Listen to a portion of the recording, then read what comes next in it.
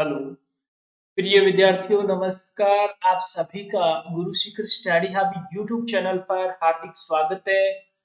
प्यारे बच्चों, अगर अभी तक आपने हमारे इस चैनल को सब्सक्राइब नहीं किया है तो प्लीज सब्सक्राइब कर दीजिएगा और बेल बटन आइकन पर ऑल नोटिफिकेशन जरूर क्लिक कर दे ताकि नए आने वाले वीडियो के नोटिफिकेशन आप लोगों को लगातार मिलते रहे।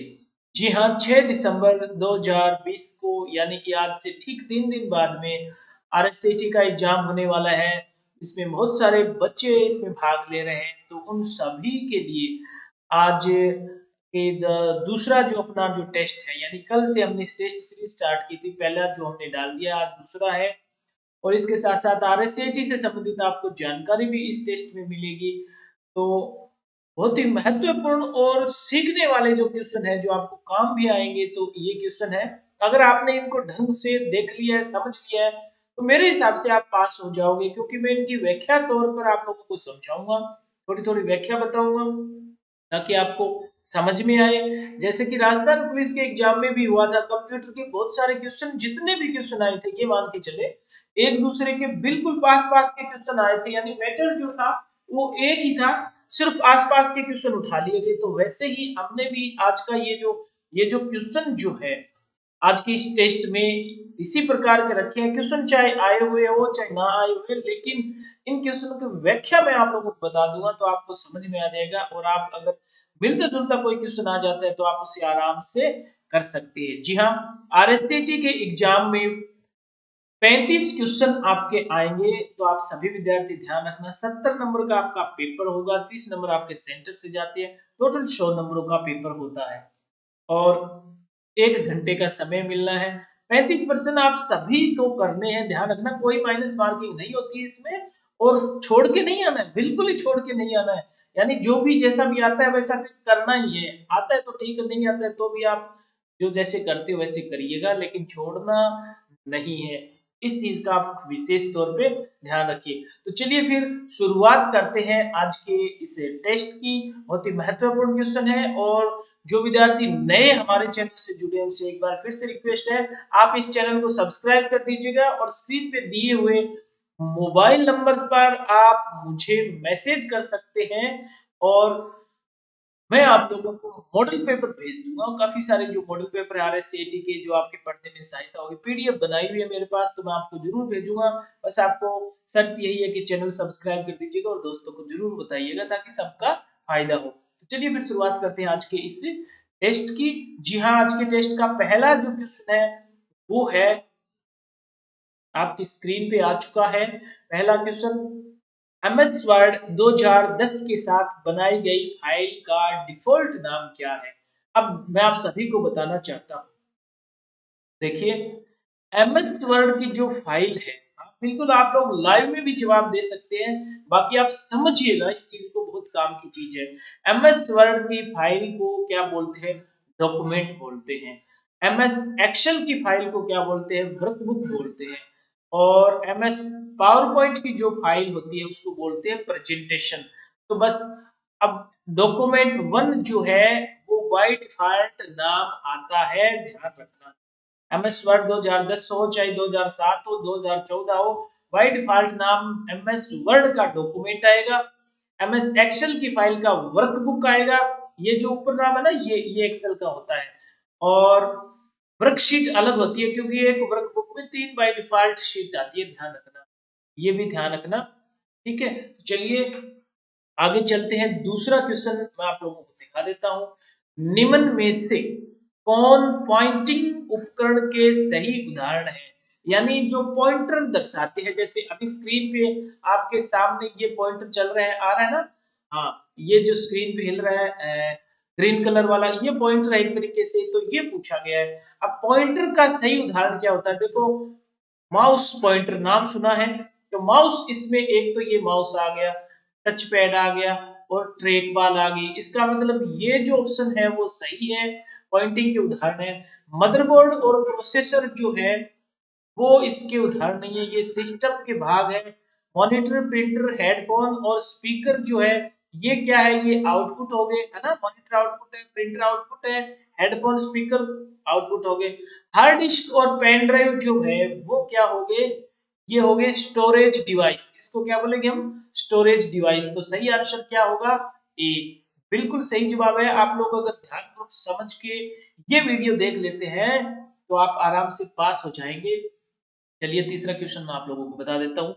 नए मतदाता का पंजीकरण का आवेदन करने के लिए एक ऑनलाइन पोर्टल है। अब एक ऑनलाइन पोर्टल कौन सा होता है, तो इसमें देखिए यूआईडीआई क्या है। यूआईडीआई जो है ना, यूआईडीएआई जो है वो आधार कार्ड बनाने की साइट है, आधार वाली है। एनएसडीएल जो है वो पैन कार्ड की है। आरएसआरटीसी जो है राजस्थान स्टेट जो अपने जो ट्रांसपोर्ट कॉर्पोरेशन है ना उसकी है, मतलब राजस्थान राज्य पथ परिवहन निगम वो। और एनवीएसपी, चूंकि मतदाता को वोटर बोलते हैं ना, तो देखिए नेशनल वोटर आ गया ना। तो ये पोर्टल जो है वो क्या है, एनवीएसपी जो है वो नए मतदाता का पंजीकरण करने का ऑनलाइन एक पोर्टल है। ध्यान रखना, प्रश्न ये आ जाता ना कि पैन कार्ड बनाने वाला, तो पैन कार्ड के लिए एनएसडीएल आता, आधार कार्ड के लिए यूआईडीएआई आता। बिल्कुल सही है, आप लोग जवाब दे सकते हैं लाइव कमेंट में। क्वेश्चन देख लीजिएगा आराम से, अगर आपको आते हैं। क्वेश्चन आपके सामने है, निम्नलिखित में से कौन सा शब्द एमएस वर्ड से संबंधित नहीं है, आपके सामने है। आप आंसर दीजिए, लगातार आप लोग आंसर दे सकते हैं। अच्छी बात है, मैं आप लोगों का क्योंकि इस वीडियो में किसी भी स्टूडेंट का नाम नहीं ले रहा हूँ, ये आप लोगों के समझने के लिए है, देखने के लिए। जो बच्चे 6 तारीख को एग्जाम दे रहे हैं उनको, वो स्टूडेंट अगर ध्यानपूर्वक इस वीडियो को देख रहे हैं ना, तो मुझे पूरा भरोसा है कि अगर आप समझ जाएंगे ना इस वीडियो में क्या क्या बताया गया, तो आप पास हो जाओगे। तो चलिए चौथा क्वेश्चन मैं आपको बता देता हूँ। एमएस वर्ड से संबंधित वर्ड नहीं है। क्लिप आर्ट होता है, जिसमें अलग अलग टाइप के क्लिप्स होते हैं। हेडर फुटर होता है। प्रेजेंटेशन नहीं होता है। बुकमार्क और हाइपरलिंक होता है। तो सही आंसर क्या है, प्रेजेंटेशन। प्रेजेंटेशन जो शब्द जो है वो पावर पॉइंट जो होता है ना, एमएस पावर पॉइंट, ध्यान रखना उसमें आता है। तो क्लिप आर्ट, हेडर और फुटर, हेडर दिखाने के लिए, फुटर दिखाने के लिए हेडर फुटर आ गया। बुक मार्क और हाइपरलिंक, बुक मार्क क्या होता है, किसी पेज पर कोई विशेष चीज हो जिसको हमें बार बार देखना होता है तो उसको बुक मार्क कर लेते हैं। और हाइपरलिंक होता है किसी लिंक को अपने पेज में इंसर्ट करवाना हो तो हाइपरलिंक आ जाता है। तो ये तो आते हैं एमएस वर्ड में, लेकिन प्रेजेंटेशन शब्द नहीं आता है। चलिए पांचवा क्वेश्चन देख लेते हैं। इंटरनेट की गति को मापने के लिए इकाई के लिए सही विकल्प चुनिए। इंटरनेट गति को मापने के लिए देखिए बीपीएस भी होता है, केबीपीएस भी होता है, जीबीपीएस भी है, एमबीपीएस भी है। अगर देखा जाए तो ये सभी सही जवाब है। क्यों है, क्योंकि स्पीड, हालांकि केबीपीएस जो है वो माना, लेकिन अब जो स्पीड जो आ रही है ना वो एमबीपीएस में भी आ गई है। और जो हाई क्वालिटी की बात करें तो गीगाबाइट, ये क्या है, बिट पर सेकंड, के किलोबाइट पर सेकंड और गीगाबाइट पर सेकंड। तो इसमें क्या आएगा फिर, हाँ ध्यान रखना ये स्पीड है, गति है, और गति इसमें सारा सही जवाब है। चलिए छठा क्वेश्चन देख लेते हैं। निम्न में से कौन सा एंड्रॉइड उपकरणों में स्क्रीन लॉक है। अब आप लोगों के पास एंड्रॉइड फोन तो होंगे ही होंगे, आप पैटर्न भी लगाते हो, पिन भी लगाते हो, है ना, और पासवर्ड भी लगाते हो। तीनों के तीनों स्क्रीन लॉक करने के जो है ना तरीके हैं, एंड्रॉइड फोन को स्क्रीन लॉक करना हो तो पैटर्न होता है, इस तरीके से होता है ना, कभी 6 कभी इस तरीके से, है ना, आप ऐसे लगाते हो ना, या कई बार ऐसे बनाते हैं स्टूडेंट, या फिर कई लोग ऐसे भी बनाते हैं, इस तरीके का पैटर्न होता है ना। हाँ, तो वो आप पिन जो है 1 2 3 4 नंबरिंग के हिसाब से लगाते हो, पासवर्ड भी आप 1 2 3 4 वगैरह एबीसीडी जो भी लगाते हो आप पासवर्ड हो गए। चलिए अगला देख लेते हैं। आप आधार को बैंक खाते से कैसे जोड़ सकते हैं, उपयुक्त विकल्प का चयन करिए। देखिए पास पासवर्ड सेवाओं पर जाकर ये तो नहीं होगा, आयकर विभाग में जाके भी नहीं होगा, नेट बैंकिंग का उपयोग करके, क्योंकि आजकल क्या है, नेट बैंकिंग बैंक वालों ने भी सुविधा दे रखी है कि आधार को आप बैंक खाते से जोड़ सकते हैं। तो सही आंसर क्या होगा, नेट बैंकिंग का उपयोग करके आप अपने खाते को वहीं आधार कार्ड को एंटर कर सकते हैं और बैंक उसको वेरीफाई कर देता है। ये आजकल ऑप्शन है, हाँ पीएनबी की सेवाओं में है, अलग अलग जो बैंक है ना उनकी सेवाओं में है, बिल्कुल से। हाँ चलिए अगला क्वेश्चन देख लेते हैं। जीमेल में कंपोज पर क्लिक करके आप क्या कर सकते हैं, कंपोज का मतलब क्या होता है, जब हम कोई नया मेल लिखते हैं ना, ईमेल लिखते हैं, तब कंपोज का प्रयोग करते हैं, है ना, उपयोग करते हैं। आप प्राप्त ईमेल देख सकते हैं। ईमेल देखने के लिए आपको इनबॉक्स पर जाना पड़ेगा, है ना। आप एक ईमेल संदेश लिख सकते हैं, बिल्कुल सही जवाब यही है। आप दुर्भावनापूर्ण ईमेल देख सकते हैं। ये जो मेल होते हैं ना, दुर्भावना, स्पैम मेल जिनको बोलते हैं आप, जंक मेल होती है, उन पे जाके देखा जाती है। और आप भेजे गए ईमेल सेंट आइटम में होते हैं और प्राप्त किए गए ईमेल इनबॉक्स में होते हैं। ध्यान रखना इन चीजों का, छोटी छोटी चीजें हैं। अगर मेल से संबंधित कोई क्वेश्चन आ गया तो वो यहाँ पे कंप्लीट हो जाता है। सब बातें मैंने आपको बता दी है। चलिए फिर, हाँ, यानी नया संदेश लिखना हो ना, तब कंपोज पे क्लिक करते हैं। निम्न में से कौन सा सॉफ्टवेयर अक्सर ईमेल एप्लीकेशन के रूप में उपयोग किया जाता है, और इसमें कैलेंडर, कार्य प्रबंधक आदि भी शामिल है। तो अब अपने सामने चार ऑप्शन है। MS word. एमएस वर्ड का काम क्या होता है? एमएस वर्ड में आप डॉक्यूमेंट तैयार कर सकते हो, एप्लीकेशन तैयार कर सकते हो, स्टोरी राइटिंग लिख सकते हो, कोई पेपर बना सकते हो, वो काम होता है। एमएस एक्सेल, इसमें क्या होता है, आप डेटा सीट तैयार कर सकते हो, डेटा एंटर करवा के आप डाटाबेस तरीके का एक बना सकते हो। फिर आता है एमएस आउटलुक, और सही जवाब जो है ना, एमएस आउटलुक जो होता है ना, वो एक ईमेल एप्लीकेशन होती है, एमएस ऑफिस का एक भाग होता है, और इसके अंदर ये सब चीजें होती है, कैलेंडर, कार्य प्रबंधक आदि। और एमएस एक्सेस जो है ना, ये एक डाटाबेस प्रोग्राम होता है, जिसमें हम फाइल बना सकते हैं, रिपोर्ट देख सकते हैं, सब वो चीजें एमएस एक्सेस में होती है। तो सही आंसर क्या होगा? MS outlook. चलिए अगला देख लेते हैं। एमएस एक्सेल में यदि किसी सेल में सामग्री बड़ी है और सेल में दिखाई नहीं देती, तो हम किसका उपयोग करके सेल में दिखाई जाने वाली सभी सामग्री को कई लाइनों पर प्रदर्शित कर देख सकते हैं। यानी एक सामग्री कोई आपने नाम लिखा है, वो बहुत बड़ी सामग्री है, और उसको हम एक सेल में वो दिखाई नहीं दे रहे हैं ना। एमएस एक्सेल में यदि किसी सेल में सामग्री बड़ी और सेल में दिखाई नहीं, तो हम इसका उपयोग करके सेल में दिखाई जाने वाली सभी सामग्री को कई लाइनों पर प्रदर्शित करके देख सकते हैं। अब देखिए, मैं इसमें एक चीज बता देता हूँ आपको, इसको समझना है ढंगपूर्वक। पहले ऑप्शन समझो। मर्ज सेल का मतलब क्या होता है? मर्ज सेल का मतलब होता है कि ये इस तरीके से सेल है, ये आपके सामने सेल है, एक, दो, और ये हो गया तीन। अब इसको बड़ा एक करना होना, पूरे को एक, तब उसको बोला जाता है मर्ज सेल। यानी कई सेल को मिला के एक सेल बनाना, वो क्या हो गया? मर्ज सेल। इंसर्ट सेल क्या होता है? एक नया सेल इंसर्ट का। Fit cell on one page, ये क्या करेगा? एक पेज में पूरा सेट कर देता हूं।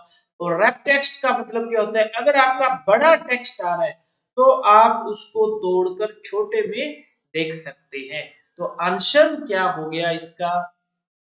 सही जवाब जो है,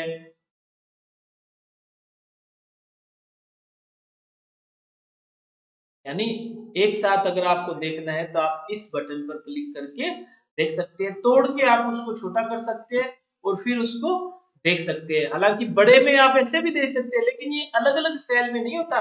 एक सेल की जो सामग्री है, उसको कई सेल को मिक्स करके बड़ा बना के फिर, लेकिन यहाँ पे ऑप्शन एक टेक्स्ट ही आएगा हिसाब से देखा जाए। तो चलिए अगला क्वेश्चन देख लेते हैं। MS word, MS power point 2010 में आप प्रस्तुति को समाप्त करना चाहते हैं, तो आपको दबाना होगा। कौन सी कुंजी आप दबाते हो जब, है ना? तो देखिए, किसी भी चीज को अगर रोकना हो, दबाना हो, तो उसके लिए आपको एस्केप की दबानी है। ध्यान रखना, कौन सी की होती है? एस्केप की का कार्य क्या होता है? कोई भी प्रोसेसिंग चल रही है, उसको बीच में ये रोक देती है, तोड़ देती है, बंद करने के काम आती है एक तरीके से, यानी समाप्त करने के काम आती है। बैक स्पेस कुंजी तो क्या काम आती है? अगर ये टाइपिंग की और इस तरीके से मिटाना हो ना, तो ये ऐसे चलती है, इस तरीके से धीरे धीरे धीरे इधर मिट जाते हैं। एंटर कुंजी का काम क्या आता है? यस नो में काम आती है, और पैराग्राफ नया लेना हो, नीचे वाली लाइन में आना हो, तब काम आती है। F1 कुंजी का काम होता है किसी भी प्रोग्राम की हेल्प देखना। चलिए आगे देखते हैं फिर। ईपीडीएस में पीडीएस का पूरा नाम क्या है? अब ये ईपीडीएस होता क्या है ना? तो ये इलेक्ट्रॉनिक पब्लिक डिस्ट्रीब्यूशन सिस्टम जो है, जो आप लोग, इसकी फुल फॉर्म होती है इलेक्ट्रॉनिक पब्लिक डिस्ट्रीब्यूशन सिस्टम। मतलब ध्यान रखना, पब्लिक डिस्ट्रीब्यूशन सिस्टम मतलब ये हो गया, जो आप राशन लाते हो ना, राशन लेके आते हो अंगूठा लगा के मशीन पे, वो लेके आते हो ना, उसको ईपीडीएस बोला जाता है। समझ गए अब तो? ईपीडीएस किसको बोलते हैं? जब आप राशन डिपो की दुकान पे जाते हो, अपना अंगूठा वगैरह लगाते हो, और अपना मोबाइल पे ओटीपी वगैरह भी आती है, वो सिस्टम जब आप वहां से राशन लेके आते हो ना, राशन की दुकान से, तो वो मशीन जो होती है वो ईपीडीएस मशीन कहलाती है। चलिए आगे देख लेते हैं। निम्नलिखित में कौन एक खोज इंजन का एक उदाहरण है? अब खोज इंजन का मतलब क्या? सर्च इंजन पूछा गया है। सर्च इंजन का उदाहरण क्या है? एंटीवायरस प्रोग्राम होता है ना, जो वायरस को खत्म करता है। फायरवॉल भी एक तरीके का हार्डवेयर प्रोग्राम कह सकते हैं, जो अपने सिस्टम में को बचाता है। फायरफॉक्स और गूगल। अब देखो, फायरफॉक्स जो है वो सर्च इंजन नहीं है, क्या है? वेब ब्राउजर है। लेकिन गूगल जो है वो एक सर्च इंजन है, ध्यान रखना। गूगल, गूगल पे आप सर्च करते हैं ना, हाँ, तो वो गूगल एक सर्च इंजन है। फायरफॉक्स का पूरा नाम होता है मोजिला फायरफॉक्स, जो कि एक वेब ब्राउजर है। और गूगल क्रोम होता ना, तो वो वेब ब्राउजर होता। और चलिए अगला क्वेश्चन देख लेते हैं। राजमेघ क्या है? अब राजमेघ अपने राजस्थान के अंदर जब आप एसएसओ आईडी बनाते हो ना, तो आपको एक क्लाउड स्टोरेज प्राप्त होता है। इसको क्या बोलते हैं राजस्थान में? क्लाउड। यानी क्लाउड का मतलब बादल ही होता है ना। हाँ, तो बस बादल का मतलब क्या होता है? मेघ, मेघ बादल सी बारिश होती है। समझ गो इस चीज को इस तरीके से कि राज मेघ जो है वो एक क्लाउड स्टोरेज है। जैसे आप लोग गूगल ड्राइव है, ड्रॉप बॉक्स है, ये जो आप काम में लेते हो ना, जहां पे आप नेट पे अपने डेटा स्टोर करके रखते हो, वैसे ही अपनी महत्वपूर्ण फाइलें वगैरह जो है वो आप राजमेघ जो है राजस्थान एसएसओ आईडी के जरिए आप इसको लॉगिन कर सकते हो, और वहां पे अपने डॉक्यूमेंट्स वगैरह सारी चीजें आप स्टोर करके रख सकते हो। तो ये क्या होता है? राजस्थान क्लाउड स्टोरेज कहलाता है। चलिए अगला प्रोग्राम देख लेते हैं, क्वेश्चन देख लेते हैं। एक प्रोग्राम जो कंप्यूटर से जुड़े डिवाइस जैसे कि printer, scanner, CD ROM, drive इत्यादि को चलाता और नियंत्रित करता है। हार्ड डिस्क का काम तो स्टोरेज का होता है। स्क्रीन रोटेशन घुमाने, स्क्रीन घुमाने का तो मैटर नहीं है। मैथ इनपुट पैनल अलग हो गया, क्योंकि मैथ से संबंधित कोई चीज एंटर करानी हो तब काम आती है। तो आंसर सही क्या हो गया? Device driver. अब डिवाइस नाम यहाँ है, डिवाइस आ गया है ना। ड्राइवर का मतलब क्या होता है? चलाने वाला। तो यही तो पूछा है। प्रश्न क्या है कि एक प्रोग्राम जो कंप्यूटर से जुड़े डिवाइस हो, जैसे प्रिंटर, स्कैनर इत्यादि को चलाता है। चलाता कौन है? ड्राइवर। आ गया कि नहीं आ गया? तो डिवाइस ड्राइवर जो होता है वो नियंत्रित करता है, इसके बिना ये डिवाइस काम नहीं करती। चलिए अगला क्वेश्चन देख लेते हैं। जब आप जीमेल का उपयोग करके ईमेल लिखते समय अधूरा ईमेल बंद करते हैं, तो अधूरा ईमेल इसमें सहेजा जाता है। देखो, सीसी का मतलब होता है कार्बन कॉपी। बीसीसी क्या होती है? Blind carbon copy. अटैचमेंट क्या होता है? जब आप किसी को अपने डॉक्यूमेंट के साथ यानी ईमेल के साथ कोई डॉक्यूमेंट या फाइल भेजते हो ना, तो उसको अटैचमेंट बोलते हैं। और ड्राफ्ट क्या होता है? ड्राफ्ट। जब कोई ईमेल अधूरा रह जाता है, बीच में बंद कर देते हैं, तो वो ड्राफ्ट बन के स्टोर हो जाता है, सेव हो जाता है। फिर आप वहां से वापस इसको ओपन करके भेज सकते हैं। आपके मोबाइल में भी ऐसा ही होता है, आपने चेक किया होगा, इनबॉक्स में जाके मैसेज वगैरह करते हैं ना, तो वहां पे भी जो काम नहीं तो वो ड्राफ्ट में चले जाती है। सही आंसर क्या है? ड्राफ्ट। चलिए अगला 17वां क्वेश्चन मैं आपको दिखा देता हूँ। आमतौर पर 3 अंकों वाला सुरक्षा कोड होता है जो क्रेडिट कार्ड के पीछे प्रिंट होता है। देखिए, ओटीपी होती है वन टाइम पासवर्ड। जब आप मोबाइल में आपके लेन देन करते हो तो मोबाइल में आती है ये संख्या, है ना, 6 अंक की, 5 अंक की, इस तरीके से। तो वो होती है one time password, OTP. Card number, समाप्ति तिथि, और सीवीवी कार्ड वेरिफिकेशन वैल्यू जो होती है ना, संख्या जो होती है, कार्ड वैलिडेशन वैल्यू कहते हैं इसको कई बार। तो सीवीवी जो होती है ना, वो 3 अंकों वाला सुरक्षा कोड होता है, जो हर एटीएम कार्ड के पीछे और क्रेडिट कार्ड के पीछे दिया हुआ होता है। उसको बोलते हैं सीवीवी। चेक कर लेना, आपके पास एटीएम कार्ड तो हो गई होगा ना। चलिए अगला क्वेश्चन देख लेते हैं। किसी दस्तावेज को मुद्रित करने से पहले वह कैसे दिखाएगा, यह जांचने के लिए कौन सा कमांड उपयोग किया जा सकता है? भाई, किसी चीज को आपको प्रिंट करना है, प्रिंट करने से पहले देखना कि ये छपेगा कैसे। तो file preview, print preview, print pre print और प्रिंट प्रीव्यू, स्टैंडर्ड व्यू। तो इसको बोलते हैं प्रिंट प्रीव्यू। क्या बोलते हैं इसको? Print preview. प्रिंट मानी छापना, प्री मानी पहले, व्यू मानी जानना, यानी पहले, छापने से पहले जानना कि पेज कैसे छपेगा। मुद्रित का मतलब प्रिंट होता है ना हिंदी में। सही आंसर क्या होगा? प्रिंट प्रीव्यू होता है, छापने से पहले देखना कि पेज कैसे छपेगा, तो उसको चेक करना हो, जांचने के लिए प्रिंट भी होता है। चलिए 19वां क्वेश्चन देख लेते हैं। आप अपनी प्रस्तुति में सभी स्लाइड के थंबनेल को देख सकते हैं ताकि आप उन्हें आसानी से पुनर्व्यवस्थित कर सके। स्लाइड शो व्यू में तो फुल स्क्रीन में दिखती है स्लाइड, रिव्यू भी नहीं है, एनिमेशन व्यू अलग हो गया। आंसर क्या आ जाएगा? Slide short view. शॉर्ट में क्या छोटे छोटे थंबनेल टाइप में ऐसे व्यू आ जाता है, फिर वहां से हम इसको सेट कर सकते हैं। तो ध्यान रखना है ना, अपनी प्रस्तुति सभी स्लाइड के थंबनेल में देख सकते हैं, यानी स्लाइड को स्लाइड शॉर्टर व्यू में देख सकते हैं ताकि उन्हें आसानी से पुनर्व्यवस्थित कर सके। सही आंसर है स्लाइड शॉर्टर व्यू। चलिए 20वां क्वेश्चन, अंतिम क्वेश्चन चेक कर लेते हैं। एमएस वर्ड 2010 में स्ट्राइक थ्रू फॉन्ट प्रभाव का उपयोग क्या है? देखो स्ट्राइक थ्रू में इसमें समझा देता हूं। पहली का मतलब है चयन पाठ ऊपर एक रेखा खींचता है। ऊपर कोई भी चीज हो ना, नॉर्मल लाइन, उसको बोलते हैं सुपर, क्या बोलते हैं उसको? सुपर स्क्रिप्ट, यानी नॉर्मल टेक्स्ट से ऊपर लिखना। जैसे मान लीजिए क्या बोलते हैं एक्स स्क्वायर, इस तरीके से लिखना हो ना, x square plus y square. अब ये जो इस तरीके से ऊपर जो आपने लिखा है ना, ये चीज, इसको तो बोलते हैं सुपर स्क्रिप्ट। ठीक है, ध्यान रखना, इस चीज को समझा रहा हूं। सुपर स्क्रिप्ट का मतलब ऊपर लिखना होता है। अगर आपको ऐसे लिखना है H2O, H2O, तो ये जो नीचे आप लिखते हो ना, ये वाला, इसको बोलते हैं सबस्क्रिप्ट। क्या बोलते हैं? SUB, subscript. ठीक है, ये दो चीज ध्यान रखना, इनमें से निश्चित तौर पे क्वेश्चन आ ही जाता है, हर बार ही आता है। और स्ट्राइक थ्रू का मतलब होता है टेक्स्ट के बीच में, चयनित टेक्स्ट के बीच में से एक रेखा खींचना। मतलब इस तरीके से, जैसे मान लीजिए ये मेरे पास एक पेन है, तो मैंने इसके बीच में ऐसे अगर रेखा खींच दी तो इसको बोलते हैं स्ट्राइक थ्रू। ध्यान रखना, टेक्स्ट के बीच में एक रेखा खींचना स्ट्राइक थ्रू कहलाता है। टेक्स्ट के नीचे एक रेखा खींचना तो अंडरलाइन हो गया, है ना। और बेस लाइन के नीचे छोटे अक्षर बनाता है वो कौन सी होगी? सबस्क्रिप्ट होगी, ऊपर वाला सुपर स्क्रिप्ट हो गया। तो ये थे बहुत ही महत्वपूर्ण 20 क्वेश्चन। अगर आपने ढंग से इन क्वेश्चनों को पढ़ा है, देखा है, तो मुझे पूरा भरोसा है कि आप आराम से RSCIT के पेपर में पास हो जाएंगे। और अधिक जानकारी के लिए स्क्रीन पे आपके मोबाइल नंबर है, आप उस पर मैसेज करके PDF प्राप्त कर सकते हैं। शर्त यही है कि आपको चैनल को सब्सक्राइब करना है और अपने दोस्तों को बताना है। आपकी मदद के लिए, आपकी हेल्प के लिए हमारा चैनल हमेशा हाजिर है। और भी कंप्यूटर के बहुत सारे वीडियो है, बहुत सारे क्वेश्चन मैंने डाल रखे हैं, आप उनको पढ़ लीजिएगा, आराम से देखिएगा, पूरा पूरा आपको फायदा होगा RSCIT के पेपर में। और भी कोई भी कंप्यूटर से संबंधित क्वेश्चन जो है वो उसमें डाले गए हैं जो आपके बहुत ही काम आएंगे। तो ठीक है, फिर आज के वीडियो में बस इतना ही। Okay, bye.